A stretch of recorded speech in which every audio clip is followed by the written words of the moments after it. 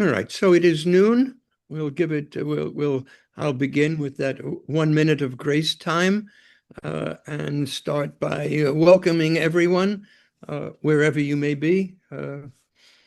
East Coast America, West Coast in Europe, West Coast in the United States. I'm Lance J. Brown, co-founder of the CSU. It's my pleasure to welcome you to today's event, the 45th in a series of discussions with community leaders and urban professionals around the world on our progress towards greater, greener cities for all. I'm speaking from New York City with our guests Sagi Golan in Brooklyn and Michal Trinkner in Rotterdam. And a shout out to Nadia and Alina for bringing us together, and Michelle and Chitra for always backing us up. For those attending who want AIA continuing ed credits, you will receive one HSW credit. You must stay for 45 minutes. Please use the learning objectives attached to the invitation for the AIA self-reporting option. For those joining for the first time, the organizer of this series, the Consortium for Sustainable Urbanization, is devoted to building bridges between the United Nations and civil society, the design professions, business, academia, and allied organizations. The mission ranges from increasing awareness about emerging issues, facilitating knowledge transfer and among policy and decision makers, and fostering connections, cooperation, and collaboration, while all the time promoting the United Nations 17 Sustainable Development Goals, and especially Goal 11 on cities and communities. In the spirit of collaboration, and as listed on the invitation, we thank all of today's program's partners and sponsors. Thank you as always. Please visit our CSU website, see our resources, publications, and join us for other 2026 events, and especially this year's annual flagship event, which will be at the United Nations in July on the topic of regeneration, and later our annual gala in Times Square on the 15th of October. Today's Green Cities speakers are both experienced urbanists interested in urban environmental planning and design, conservation, quality of life, and climate change. Sagi Golan is Deputy Chief Urban Designer at the New York City Department of City Planning. His connection to Gowanus, one of the most polluted sites in America, is firsthand. As Senior Urban Designer for Brooklyn, he co-authored the 2018 Gowanus Framework, established the waterfront design principles, and crafted the zoning tying residential density to design quality, affordable housing and climate infrastructure, coordinating directly with EPA's Superfund cleanup process. Sagi holds degrees from the Tel Aviv University and Columbia University, and has led the urban design core studio at Columbia GSAPP for 8 years. Michael Trinkner is an associate partner at KCAP Architects and Planners, founded in 1989 by Kees Kunstenaars, a former OMA partner, and one of Europe's leading practices in large-scale urban design and waterfront design. They have offices in Rotterdam, Zurich, Paris, and Shanghai. KCAP co-authored the HafenCity Master Plan following the 1999 competition and has remained engaged during its 25-year development. His extensive and rich portfolio expands the Jurong Lake District in Singapore, the Olympic City in Hamburg, the Red Apple in Rotterdam. He's taught at the Academy van Boskoorts in Amsterdam and the Stuttgart Academy of Arts. He holds degrees in architecture from the Technische Universiteit in Berlin and registered architect in the Netherlands. The projects under discussion today, Waterfronts in Transition, is one that we've all become familiar with over the past decades. As industry has moved from our urban waterfronts, extensive new opportunities arose to repurpose these districts. As the climate has changed, less noticeably in many cases, but in many cases much more dramatic, even development that replaced industry are now again being replanned and redesigned in light of sea level rise and storm surges. Those listening from New York have seen many of our 520 miles of waterfront rebuilt, including much of the west side of Manhattan and the now celebrated waterfronts of Brooklyn and Queens, and the work has just begun. According to the Future We Don't Want analysis quoted by C40 Cities, the total urban population at risk from sea level rise around the world, if emissions do not decline, could number over 800 million people living in 570 waterfront cities. While the most vulnerable are the small island states like Tuvalu, globally, cities in Indonesia, especially Jakarta, Bangladesh, the Philippines, and the Netherlands, are challenged and seeking opportunities that can respond, hopefully in very positive ways, to the threats at hand. Today's discussion is in service of this. I have seen the changes in the Gowanus. It's one of the first projects studied by students in my decades-long urban reconstruction seminar. I'm kind of hoping Owen Foote is here with a question. HafenCity is one of the key case studies in a book I co-authored with David Dixon, Urban Design for an Urban Century. I'm so looking forward to hearing the backstories of these two important projects. I know there'll be a lot of questions. Please use the chat function to submit your questions, and we'll do our best to answer them all. Today's format is a series of questions for our speakers relative to the work they will discuss. Each will start by sharing some images of the projects. Sagi, to start, from backwater to neighborhood, how did it happen and how did you become involved? The screen is yours. Thank you, Lance, and thank you, the consortium and Nadia, for bringing us together. Let me just do Control L. So just want to make sure that we are all seeing the screen. Okay. Does that everybody can see my screen? Full screen? Yeah. Yeah, great. So again, good morning or good afternoon at this point in New York, or good evening in Europe. I am very happy to be here. I also want to note that I represent just a tiny fraction of the many actors that have been involved and are involved in kind of creating this neighborhood.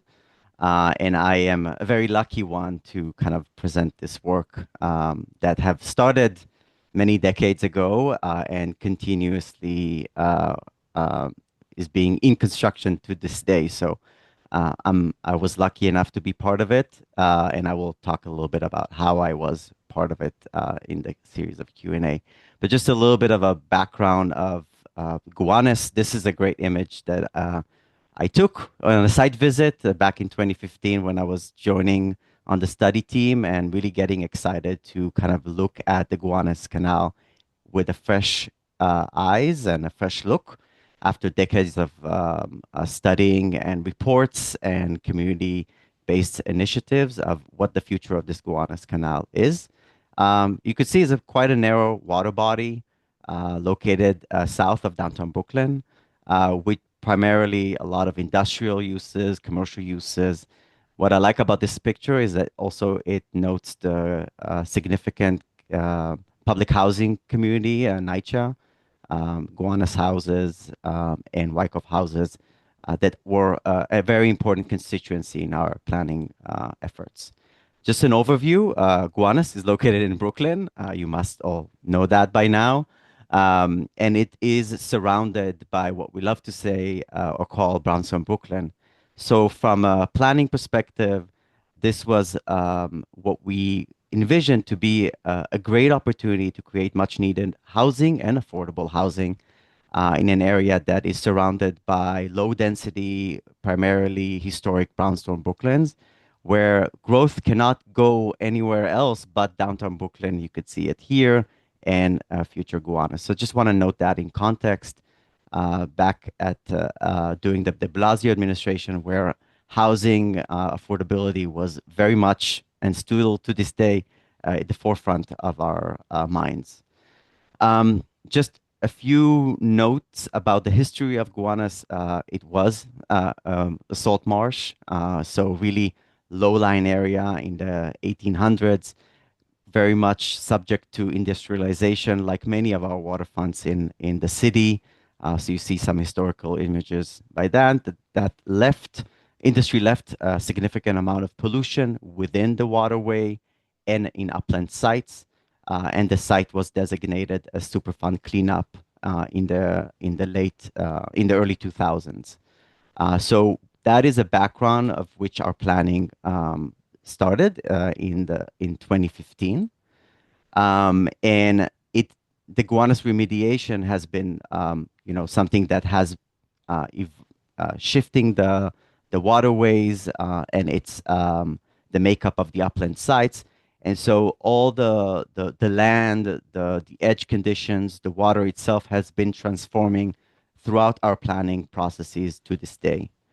The planning process started in, I would say, in the early 1960s, but really Department of City Planning picked up the planning study in 2015 on the heels of the Bridging Gowanus community planning processes.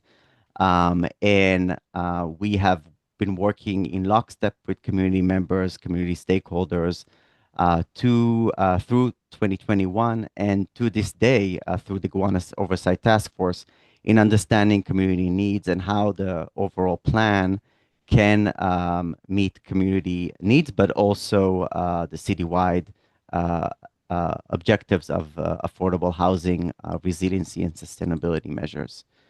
The plan was not only changing of zoning in private properties and public property, was also a combination of citywide policy, which I can talk to in more detail, and significant capital projects like large tank sites for retention of water, CSO tanks. That plan also created a significant amount of development and opportunity for public realm, especially along the waterfront, that created a waterfront access, and also a significant amount of opportunity for environmental remediation, which I'll talk to as well. This is a sketch from 2015 looking at how we envision the Gowanus Canal to be. This is quite a recent image, so really very much a waterfront in transition, a lot of construction, as was noted, and a lot of development that created the first waves of waterfront access areas along the Gowanus Canal. This is an image from Sackett, an image of various seedings and plantings that have been established throughout the last 2 years. Historic interpretation, some ecological references, and educational opportunity along the waterfront. And this is just an image that I'll stop here and hand it to Michael for his introduction. And you could see kind of an overview of the Gowanus as it looks as per the last summer. Thank you. Thank you so much, Sagi. Michael, over to you. Thank you. I start a bit with the city of Hamburg because probably it's not for everyone so present as New York, I guess. This is a large city in North Germany with the largest harbor in Germany, still the largest harbor in Germany, and but it's also quite inland. So this is quite specific. You get this specific situation that you have still in the city, more or less in the city center, still all the harbor activities. This is mainly because of Hamburg being also a city state. So when they move out, as Rotterdam did, the harbor activities, they would lose all income taxes from the harbor. About the HafenCity location. So here you see the city center of Hamburg, the historic city center. You see a bit the old fortifications. Also on the north side, there was all harbor activity. So the city of Hamburg didn't have access or only very limited access to the river. And then this strip is nowadays a World Heritage Site, a preserved, very nice brickstone warehouse area. And this area here is all HafenCity. And you see already the size of this development in relation to the city center of Hamburg. I now switch because I had a bit problems here exporting this. So I wasn't involved in the competition, but I was later involved in a lot of, let's say, sub-competitions around HafenCity.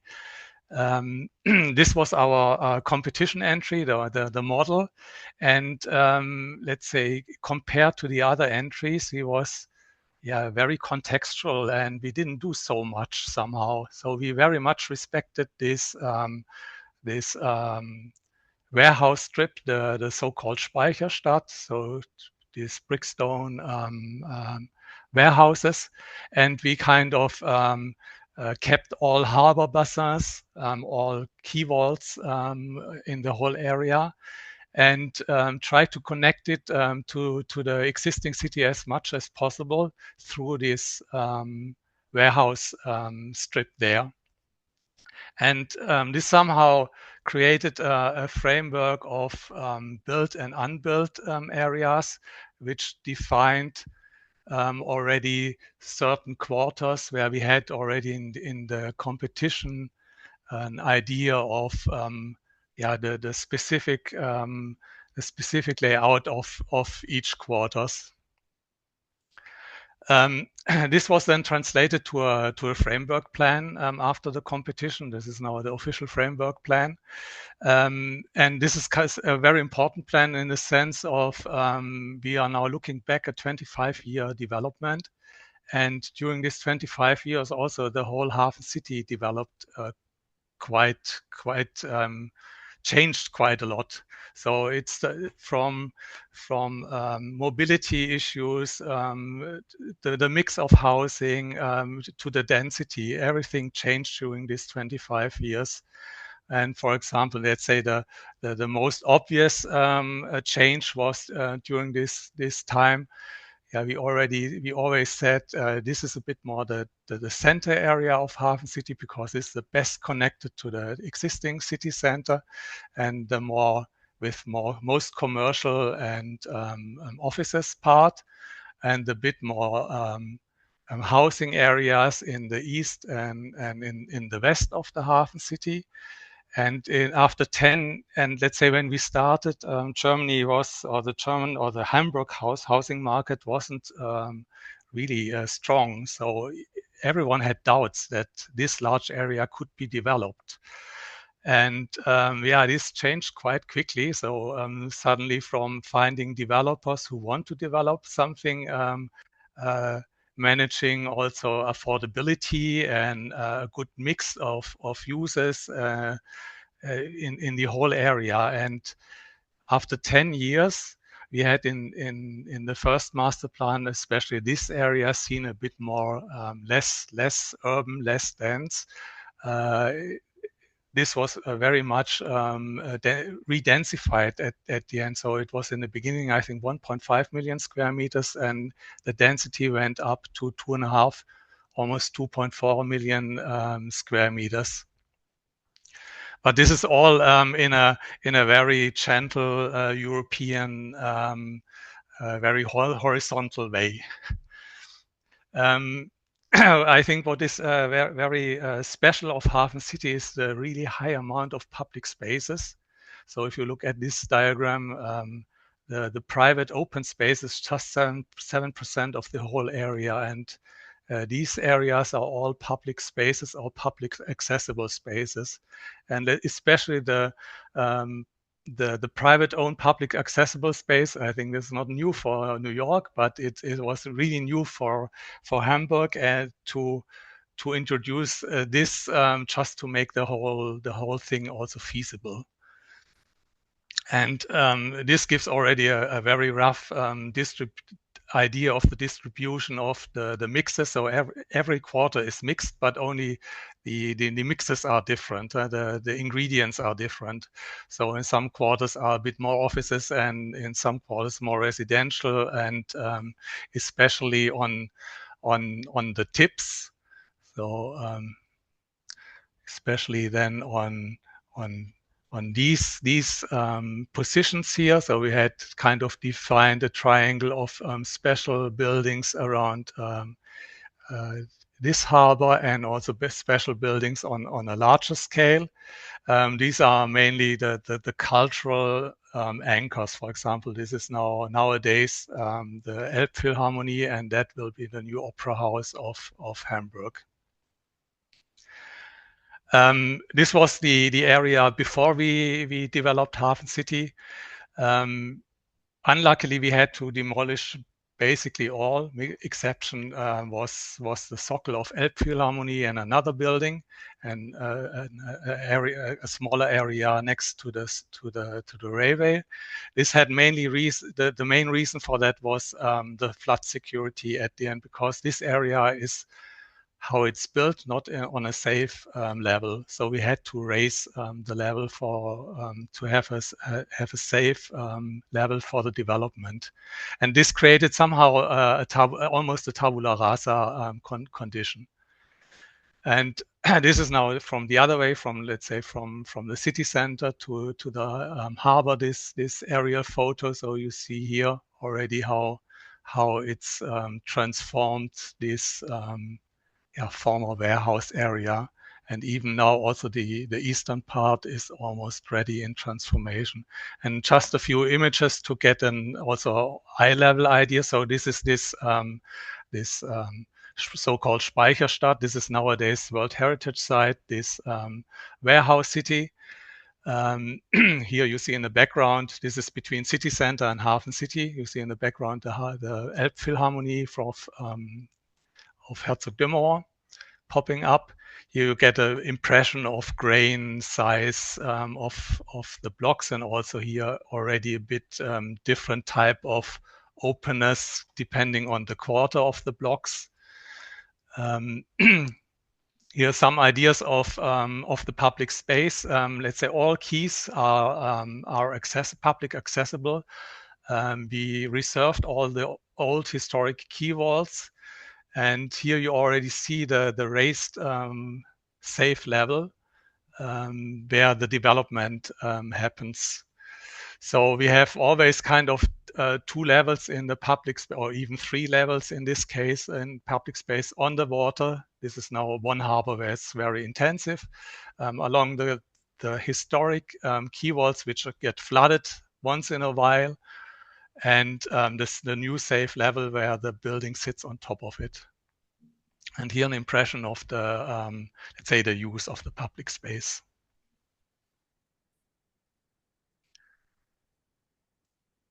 Thank you. That's fantastic. Michael, thank you so much. Thank you both for the tour. I must say HafenCity is kind of on my bucket list.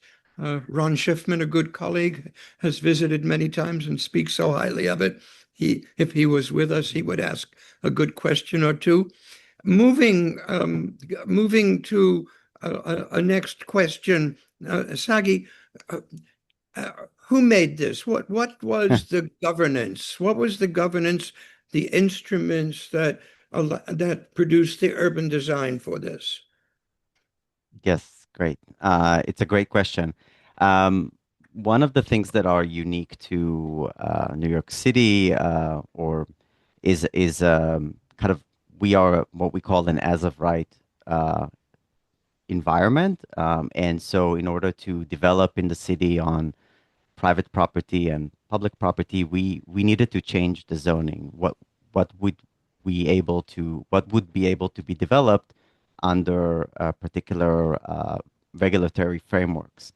And so what was really important to note is that we needed to make sure that housing can be developed on the site in a significant amount, that developments, what we call, are penciling out, and they could provide also affordable housing. It's important to note that we had a new regulatory regime of mandatory inclusionary housing that is required to be provided when additional density is allowed on properties.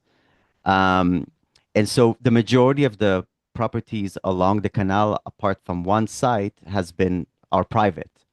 And so we had to work hand in hand with the council member that is responsible for that area, and private property owners and the community, to make sure that the various needs and priorities can be achieved on property by property and throughout the rezoning area.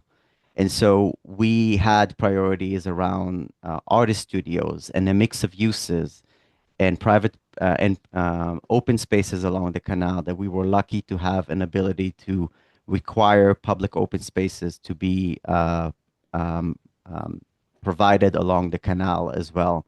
And so there was a lot of push and pull that we needed to do in order to make sure that building forms can actually um, achieve that mix of uses, achieve open spaces along the canal, and also transition and be respectful to the other adjacencies of Brownstone, Brooklyn. So as you see, a lot of care, and I will share just a quick another quick ski present. Yeah, this is good. Right. So one thing that I wanted to share is that, you know, as you can see in this diagram, I'll just use that one, is that we needed to kind of ensure that we have different ways of responding to these priorities: light and air to the canal, setbacks from the open spaces, and then one of the things that we wanted to make sure that is also legible is that we have kind of low base of buildings for the mix of uses, and then the residential towers are more slender and provide more light and air to the canal. And so you can see those images that are trying to reflect on those principles. In terms of you know, just I wanted to kind of note something that we kind of tend to always emphasize, is that zoning is not design. And from a design perspective, it was very important for us to encourage that there is architectural variety and an opportunity for various architects to actually create excellence and design excellence along the canal with variety, which is something that we wanted, that the community really wanted to see. And so we've managed to, and because we had different developers and property owners developing it at different times, you could see different architects kind of designing those buildings. So you can see here a building of FX Collaborative, and then those two proposed buildings that that are now going to be, one is in construction on the left by Soil, and one is breaking ground soon by Big. So you could see that there is various ways that you could achieve those priorities within a building alongside the canal. So that's very exciting to see.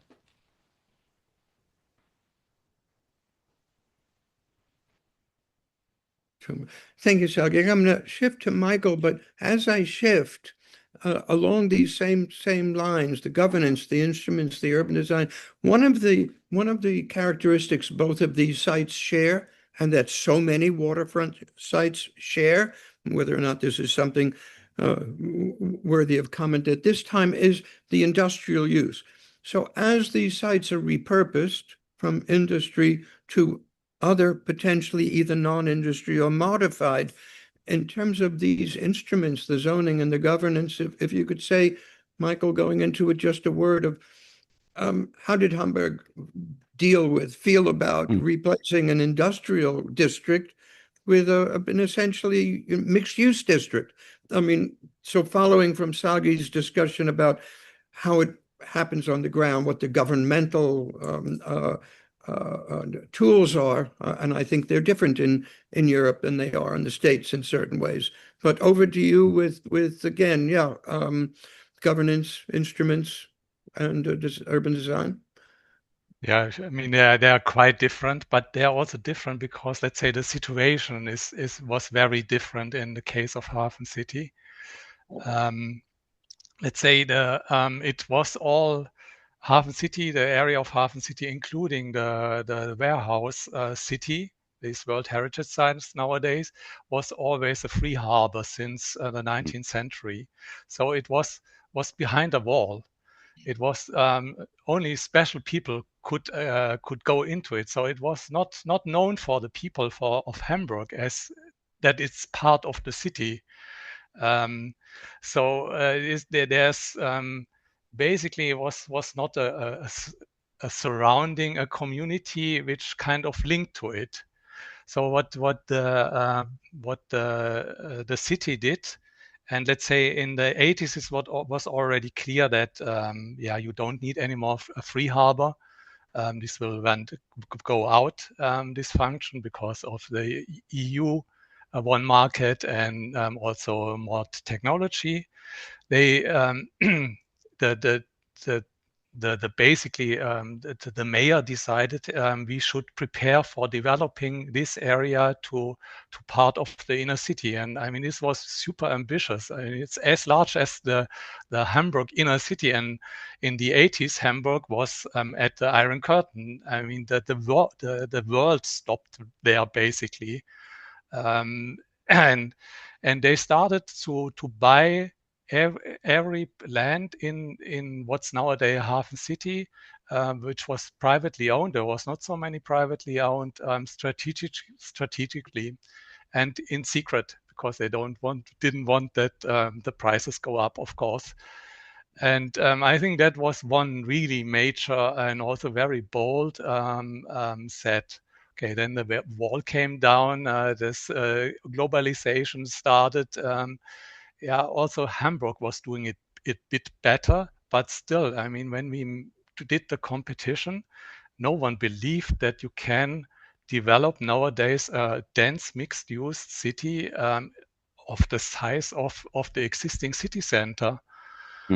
And but this competition before and what they did in this process, they introduced a few years earlier so-called a Bauforum. This was a workshop with international architects for a week, just to produce ideas. And there was also kind of crazy ideas produced. For example, we still like very much Cedric Price entry of keeping the land free and making it for ducks. Duck stock land. So that was kind of, and this was the first to get this part of the discussion of the city public. What could happen there and how could Hamburg develop? Yeah, and then later, I mean, it's quite classical, you could say, top down. That with one very special thing that the city owned the whole land. This gave them so much more power than just zoning. They based on the competition entry, they developed the zoning law. And let's say we as a Dutch office, we always say in the Netherlands, there's of course always the zoning law. But there's also less legal, or there are also kind of officially documents, but a bit more quality driven documents, which describes the quality of what a certain quarter should be. And it can go quite far, but it can be also very open. And let's say this combination of more quality driven documents and this hardcore, let's say, legal zoning law, and then also owning the land at the end. I think that was somehow the key also to implement on that quality level. Lance, I want to add on the industry. I think it's important to kind of note for industrial policy, back in 2015 and to this day, there is a robust conversation about, industrial businesses and manufacturing in the city and where manufacturing should go and should be in the city. And it has a role. The city actually released late last year an industrial plan for the whole city, trying to kind of prioritize where manufacturing and industry should go. In Gowanus, in the area that we actually looked at, the sites have been trading a lot of hands already in anticipation for redevelopment. And there was in the private sector, there was quite an anticipation of residential capacity. And so there was, while we were trying to of course, grapple with ensuring that manufacturing is retained where possible and also non-residential, the reality on the ground back in 2015 and in this day that a lot of these businesses either already left in anticipation for redevelopment or actually transformed into more commercial businesses like restaurants. We like to use Gowanus mix as a nice term of different type of bouldering and shuffleboards that actually supported the residential community that surrounds it. Um, and so our planning efforts were focusing on ensuring that a mix of uses could integrate into the planning processes and into future development, while also doing planning work in the southern portion of Gowanus, which what we call the industrial business zone, where the city is looking to strengthen industrial businesses and manufacturing in an area that is more supported by its water-dependent uses as well. Thank you, Sagi. It's a good explanation about how the city is grappling, which it does.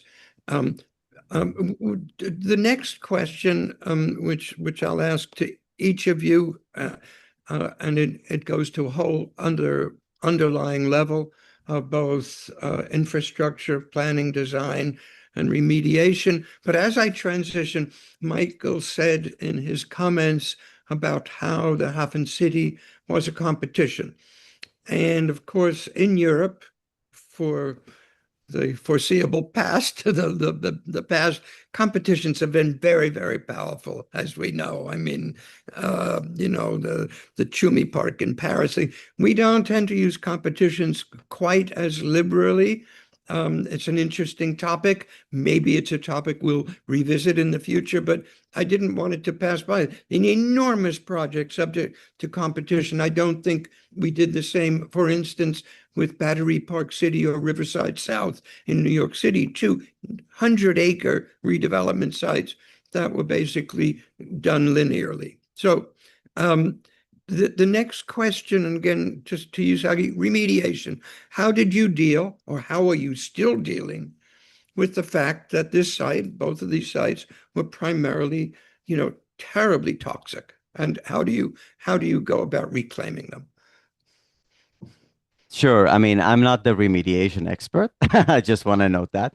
But I think it's important to kind of note that back in, I think it was 2009, I see Sandy Hornick here, so he knows this better than me. But the site was subject to Superfund designation. And so I would call the remediation here as multi-prone approaches here. There was the Superfund designation of the Canal, which basically made the responsible parties, kind of the federal government, assigned the responsible parties to actually dredge the what we call the black mayonnaise of the canal, and that is still happening. And phase one in the north of the canal has been completed. They're now in phase two, and what that involved is actually dredging all the black mayonnaise, shipping it away, and basically sealing the canal on the bottom of the canal, and also installing what we call bulkhead sheet piles to prevent with large tiebacks into the canal, into the ground and upland sites, to make sure that the water stays sealed. Kind of the contamination doesn't seep into the water moving forward. So that is what the remediation is happening on the canal itself.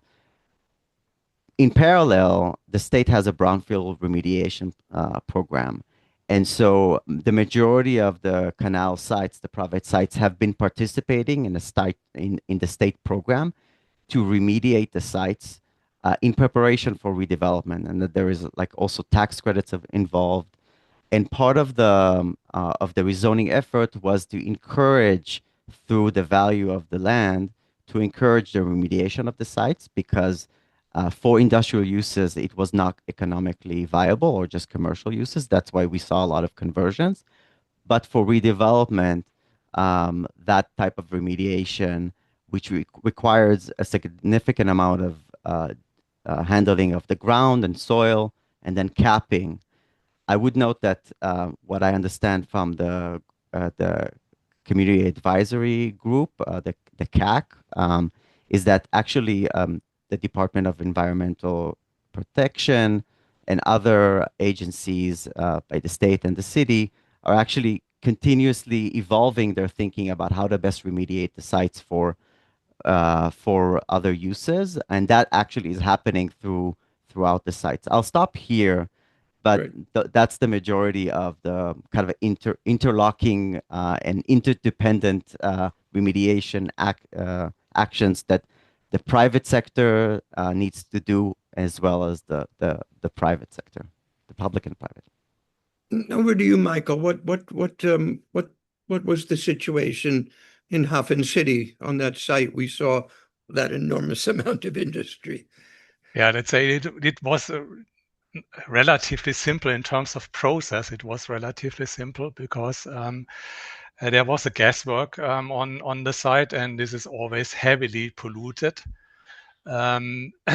Yeah, and when the owner of the ground needs to clean the ground, is also have to pay for the cleaning. Yeah, and quite often the owner is, or the one who kind of created the pollution is bankrupt, not existing anymore, whatever. Then the endless fights starting. Yeah, in the case of HafenCity, yeah, the gasworks was founded by the city in 1844. The ground still owned by the city, so they also was obliged to clean this. And because of the flood strategy of, let's say, of these mounds, of this warped concept, you anyway had to dig out this area and clean this. And of course, it's depending on how polluted. They always check in smaller chunks how polluted things are. Then it goes either to special treatment or less heavy treatment. And there was also technical necessary that certain areas or certain polluted soil needs are closed in the site. This had mainly to do something with the construction of the K walls. Great. Probably not so far afield from that issue is the issue of climate change, and maybe now going not only from climate change, but to climate change design, sustainability, resilience, regeneration, all of the things. I must say that in both of these studies or these projects end up being the ones, because I come from a design background, being of great interest. I know I looked at Michael's slides and there were so many vignettes of things done to protect the development, to stage it, to make it accessible, to deal with the fact that it may or may not at one time or another be totally inundated with water that is filthy and has to be washed away afterwards to maintain good public realms. So if I could, maybe we start with Michael, switch up. And Michael, if you can talk about the question of climate change and public space as resilient infrastructure. Yeah, this is very important for HafenCity. So first, let's say this harbor area was never on a safe level, just even without climate change. So once in a while, once in a year or something like that, it was flooded. No problem, because the functions wasn't as sensitive as housing or offices functions are sensitive. So the tides in Hamburg are really high, so they are a few meters every day, and and the waters also sometimes, when there's low water, is really far away. Even in the inner city, the canals, they are dry also. So we thought so that was one reason that for us, it was really important to keep the old quay walls, because they had, kind of the minimum necessary distance to the water. That was one very important thing for us. But the other was that we had to demolish quite a lot. But this is was for us the key heritage element. These key walls, so there wasn't on the safe level. So we always said they need to be around every harbor. They're all public accessible without any exception, and it was created a new level. And this new level is, I don't know, 3-4 meters, at least 4 meters higher than the old harbor level. And on that level, let's say the new development is placed. But they also touch once in a while. They go down either with a parking garage, but also at key public spaces. We also wanted to have functions at the lower levels. So there's also once in a while a cafe on the flooded level. And this is then solved all with, let's say, in the building integrated floodgates.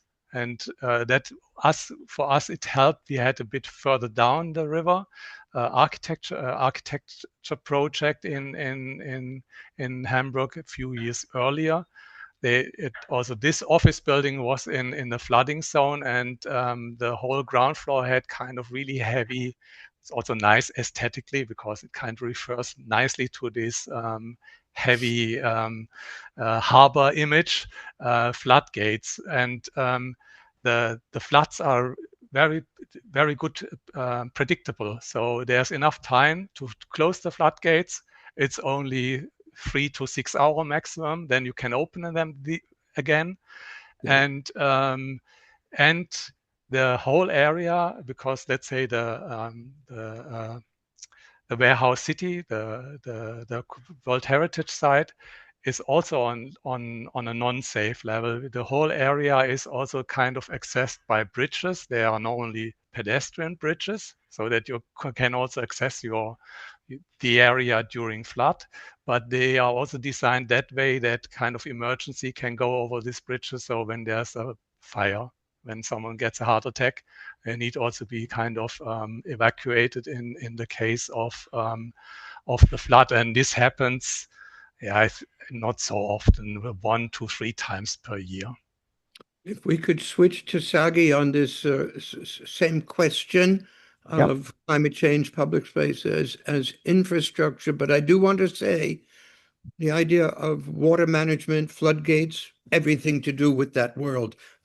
I call it the Henk Ovink world, which we have only begun to touch on as we talk about building a floodgate for greater New York Harbor, things that may or may never come to pass at that scale.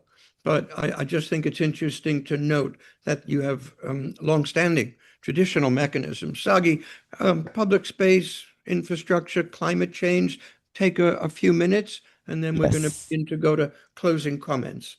Yeah, so I want to just flip to this image because I think it kind of speaks to the many challenges that are quite similar to what Michael was saying. I think post-Sandy, many waterfronts in New York have been affected in different ways.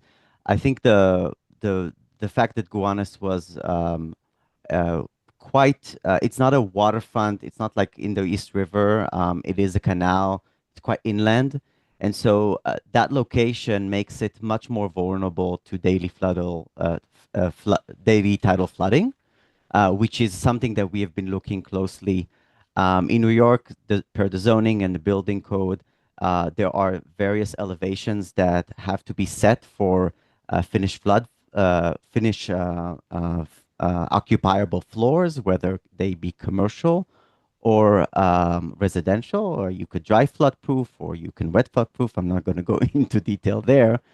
But what you could see in this image is the various ways that we had to kind of model and work with the design community, architects, landscape architects.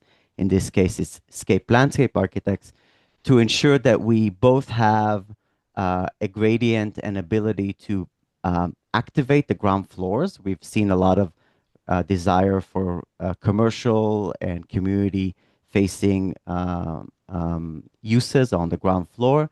And so it was very important that pedestrians will be able to walk alongside the building facade and look into activities and have active ground floors activate the canal. And then you could see the various kind of levels that you see and are actually the same design challenge that exists in many other waterfronts along the canal that kind of brings you down to the waterfront edge. We also had to deal with the sheet pile that was set at different elevations by um, external parties, by the Superfund remediation. And so we were able to, or the design teams and different property owners were able to cut into the sheet piles. You can see at the edge here, cut into the sheet piles to actually have some ability for get downs and people and getting people closer to the water, because that is something that the community really wanted to see, and we think that has a lot of value. Again, I'll stop there because I want to have ample time for questions.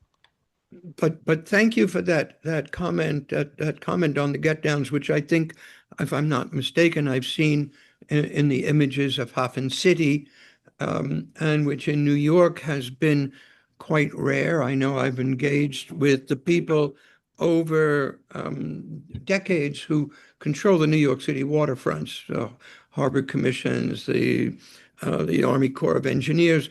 The idea of get downs was always a little bit, there was resistance, much of it because of our litigious society and the fear of people being harmed or drowned. So it was like, well, best not to let them get to the water. And then there would be the arguments of Amsterdam and so on, where you can do things about that, little education. A last question before we open to conversations from our audience. Is there something that you would think in the experience that you had, you would like to convey to others? You know, a lesson that travels, the thing that you think might be most transferable to other locations, context being so much of what we do. So when you look at everything from a bird's eye view and you say, but this is a particular thing that we did or that we've learned that we think others should attend to. I would love to know, or we would love to know, what your thought on that would be. And if we go to you, Michael, for a minute or two on that, what's the takeaway for others who might be confronting, waterfronts in transition? Yeah, I think what is very important, at least for us, it was already important in the beginning, that we kind of design a robust framework which can evolve over the time, and it evolved also over the time. I mean, there was, let's say, in the beginning, for example, if you look at the public space in the beginning, it was more harbor driven, more hard, and in the east part now of HafenCity, it's getting way more green. For example, it's about type of housing. In the beginning, it was more market driven because there was not really a housing market. Now there's a one-third mix, so one-third social housing, one-third affordable housing, and one-third market housing, plus kind of self-developed, up to 20% of the last phase self-developed housing. And I think, let's say this relation, how on the one hand have fixing things, but also be open to develop these things. And the nice thing of HafenCity was that that everyone, also other people, kind of took these goals on board, and also after every phase they look back critically. Is that what we want to achieve? Can we improve things? Can we make it better? And this is a very nice positive thing to work together, that you kind of trying to get also to the next step. I mean, it's also about sustainability, kind of hardcore sustainability level. HafenCity developed their own sustainability rating system because they said, yeah, why buying BREEAM, DGNB, or however they are called? We can define them by ourselves. And they are already in the third iteration, so they also kind of changing this. And also now in the last phase, a high percentages in the highest level because of this tender procedure. There 70% is concept, 30% is price. Thank you, Michael. Sagi, a Yeah. takeaway from your experience, and I'm going to throw in here a little comment by a colleague, Lenny Schwendiger, who wanted to say something about the Sure. lighting design, which could be a takeaway. So over to you. Yeah, I mean, my focus, while I'm a designer and I always want to kind of reflect on the great design that came out of the plan, I think that one of the things that are great lessons learned and at the time during the de Blasio administration, when we've at the Department of City Planning with other agencies, we have been like creating new ways of engaging with various stakeholders and communities, especially with council members, is really setting up a robust process and finding champions to kind of spearhead the redevelopment, because these things take, as you see, a long time, right? And I am an actor for a few years, and many others are actors for a few years, and so finding those stakeholders and those people who will be the champions to push through the vision, because you might have particular developers and actors that might be very active in the planning stage, and then they won't end up developing. And so finding those people, those community organizations, and creating a process that continuously creates involvement around the development and the community, to me is the biggest takeaway, not only for waterfront developments, but for any neighborhood in transition. And that's something that we have done in Gowanus and continuously do. And I see also a lot of partners from the Parks Department in this call, Elizabeth, Nick, who are dedicated public servants in Gowanus. So thank you for that. There were a couple of comments in the chat, which was, kind of open for questions, and, question time is going to be short, but I will put something on the table, but I'll try to summarize also the fact that, one person mentioned something about how you clean water. Another person mentioned something about how you clean land. And there are so many techniques. I don't think we have time to discuss them all, but I know that the canal was, let's say, it was a dangerous water body. I know there's been a lot done to remediate it, but I would wonder, how does HafenCity has moving water? The canal is a dead-ended. How is that water refreshed? How do you deal with its stagnant, circumstance? Yeah, the head end of the canal, it's a pretty, I guess, simple answer. The head end of the canal has a flushing mechanism, and Okay, it flushes and creates, the great. movement of water. And that has been the case for many years. That's great. I was hoping for a good. There are answers to questions. I don't see any other serious questions. I see a comment. Well, it is a question by my colleague Michael, who talked about the heritage quality to HafenCity's redevelopment, of which there is so much, and the question about the heritage of the Gowanus waterfront, which I'm gonna be bold enough to say doesn't have the equivalent hundreds of years or beyond 500 years of waterfront stonework. And it's probably creating its own, but then there is the question of, how much of it is looked upon as confirming the heritage of the New York waterfront as opposed to the salad dressing of it. Is there something to be said about that, Sagi? I mean, I always like to look at the water, like New York City is constantly being reinvented, right? Like so many other waterfront, everything is very engineered. There's nothing natural about Gowanus rezoning. Even the sheet piles, like everything is kind of layers of alteration.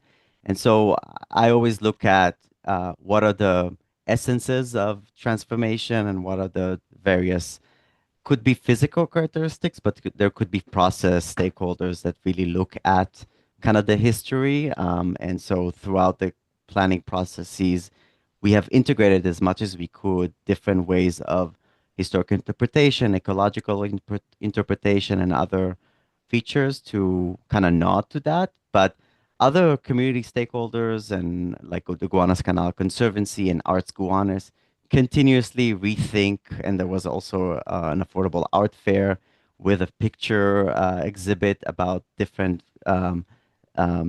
pictures from the processes of Gowanus transformation.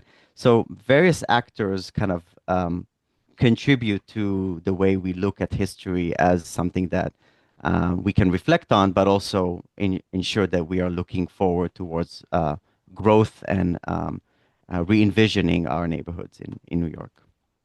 Great. I have a question. If somebody wanted to visit both of these locations, is there a touch point? I mean, I gather, Michael, that there's a visitor center in HafenCity. I don't know if it still functions, but I hear from Nadia there was once. Yeah. I remember crossing the Miel Viaduct in southern France, and at the end of the bridge, there was an enormous visitor center that was a major cultural institution to learn about how this infrastructure came about. If somebody wants to either learn more about these, potentially visit these, is there something, a link you can post in the chat for people to let them know how they might visit? And I'll leave it at that if you can during the last minute or two.